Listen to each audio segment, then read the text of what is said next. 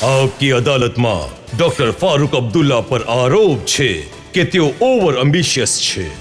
Doctor સાહેબ, હંમેશાથી તમે કંઈક ને કંઈક કરવા ઈચ્છો છો. ઘણા એમ્બિશન તમારા રહ્યા છે, પણ હવે એ કહેવાય છે કે આટલા મોટા માણસને એક નાનકડી મિનિસ્ટ્રી આપી દીધી.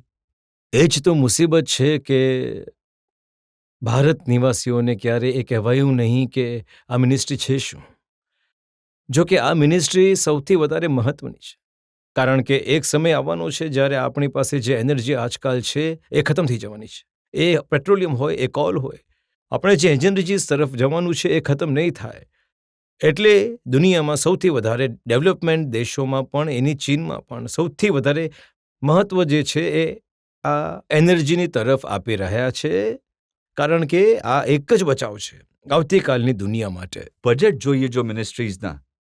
એ રાજે છે કમ્યુનિકેશન મિનિસ્ટર, એમની મિનિસ્ટ્રીનું બજેટ છે 65,000 કરોડ રૂપિયા. ગુલામ નબી આઝાદ છે હેલ્થ મિનિસ્ટર, 18,500 કરોડ રૂપિયા એમની મિનિસ્ટ્રીનું બજેટ છે. જી.કે. વાસન શિપિંગ, 24,000 કરોડ રૂપિયા બજેટ છે. પ્રફુલ્લ પટેલ સિવિલ એવિએશન, 10,000 કરોડનું બજેટ છે. પણ તમારી મિનિસ્ટ્રીનું બજેટ છે 1,267 કરોડ રૂપિયા. કારણ કે એ પણ ખર્ચવામાં નથી આવ્યા.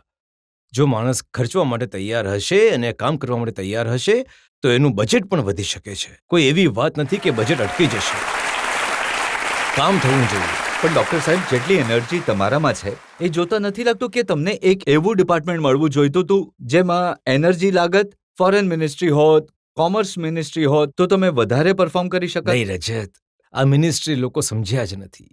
મને એમાં પરફોર્મ કરવા દો. આગળ કોઈ બીજી મિનિસ્ટ્રી આવી જશે જ્યારે હું પરફોર્મ કરીશ. શું કામ ચિંતા છે? અરે કોઈ વસ્તુ અટકે છે થોડી. હવે જ્યારે આ લોકો લખે છે છાપાઓમાં કે ગોબર ગેસની મિનિસ્ટ્રી આપી દીધી. છાપામાં તો મારા ઘણા મહેરબાનો પણ છે, એ એમની પાસે આ લખાવે છે. હવે એમનું નામ હું લેવા નથી ઈચ્છતો. એ એમને શું ખબર કે ગોબર ગેસ પણ એક દિવસની એવી વસ્તુ બની જશે જ્યારે આ બધું ગાયબ થઈ જશે. ના કોલ હશે, ના તેલ હશે. આપણે ગોબર ગેસથી મોટરો ચલાવીશું અને ટ્રેન ચલાવીશું.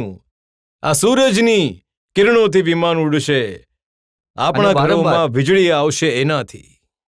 વારંવાર એ કહેવાયું કે સાહેબ ડોક્ટર ફારૂક અબ્દુલ્લાને ઇમ્પોર્ટન્સ નથી અપાયું, એમનું જે સ્ટેચર છે એ મુજબની મિનિસ્ટ્રી નથી અપાઈ. હજૂર, હું આભાર માનું છું કે મને આ મિનિસ્ટ્રી મળી, કારણ કે આને કોઈ લેવા માટે તૈયાર નહીં થાય. મારા ખ્યાલથી મેં એક ચેલેન્જ લીધી છે.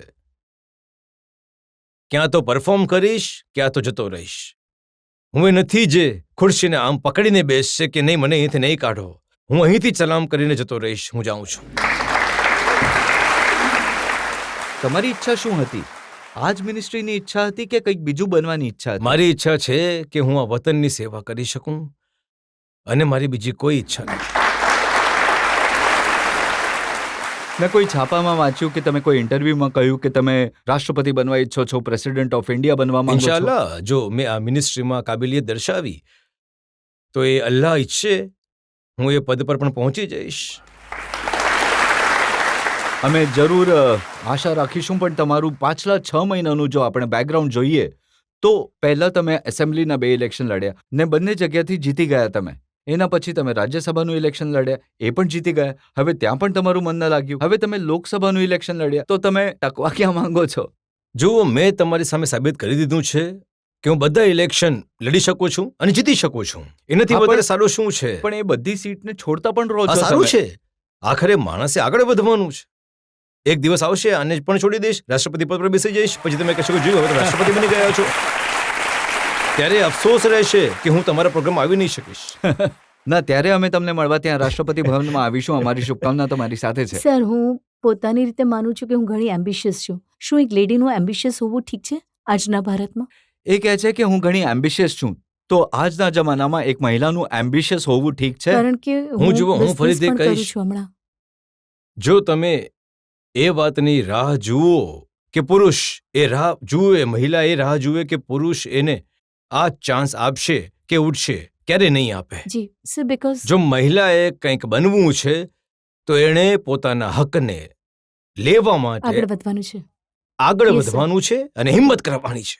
જેણે હિંમત નહીં કરી એ હિમ્મતે મર્દા મદદે ખુદા. મદદ તમને ત્યારે મળશે જ્યારે તમે હિંમત કરશો. અને આજની મહિલા હિન્દુસ્તાનની એ મહિલા નથી રહી જે 50 વર્ષ પહેલા હતી. આજે દરેક સ્ત્રી પોતાનો હક જાણે છે અને પોતાનો હક લેવાનું જાણે છે. અને મને ઘણી ખુશી છે કે તમે આ સવાલ કર્યો, અને હું આશા રાખીશ કે એ દિવસ દૂર નથી જ્યારે ફરીથી મહિલા જે છે એ આ હિન્દુસ્તાનની માલિક હશે. એ પણ સાચું છે કે ડોક્ટર સાહેબ કે સૌથી વધારે તમારી મિત્રો મહિલાઓ છે? જુઓ, એ માણસ જ શું જે મહિલાઓની કદર ના કરે, એમને એ ઇજ્જત ના આપે અને એ પ્રેમ ના કરે? શું છે એ માણસ? તમે પોતે કહ્યું કે અમારો અબ્દુલ્લા જ્યારે મુખ્યમંત્રી બન્યા ત્યારે હું બનવા ઈચ્છતો હતો. પછી તમે રજતજીને એ સવાલ પણ નહીં કર્યો કે હું કાલે મંત્રી પદ છોડીને પ્રધાનમંત્રી બની જઈશ, રાષ્ટ્રપતિ બની જઈશ. તો શું તમે નહીં માનતા કે આપકી અદાલતના આરોપ જે તમારા પર હતો એ 100% સાચો હતો? હું કહીશ, હું તમને પૂછીશ, શું તમારામાં કોઈ એમ્બિશન નથી? તો પછી તમે માણસ જ નથી જો તમારામાં એમ્બિશિયસ નથી. એ શું માણસ છે જેનામાં એ નહીં હોય કે હું આ બનવા ઈચ્છું છું? આરોપ સાચો છે કે નથી તમે માનો છો કે નહીં? આરોપને શું, હું તો 10 આરોપ માનવા માટે તૈયાર છું, પણ આનાથી હટીશ નહીં. જે માણસમાં એમ્બિશિયસ નહીં હોય એને જીવતા રહેવાની કોઈ ઈચ્છા નહીં હોય, એ કોઈ ખૂણામાં તમે પડેલો લોકો હશે. ઈચ્છો છો કે ડોક્ટર સાહેબની આ એમ્બિશન પૂરી થાય? ડોક્ટર ભગવાન સાહેબ, કરે, પ્રભુ કરે. ડોક્ટર અબ્દુલ્લા હિન્દુસ્તાનના રાષ્ટ્રપતિ બને, એને જો તમે જે લોકો સપોર્ટ કરે એ લોકો હાથ ઉપર કરે. ડોક્ટર સાહેબ, અહીંયાથી તો બધા લોકો તમારી સાથે છે. અમારી શુભકામના તમારી સાથે છે ડોક્ટર સાહેબ.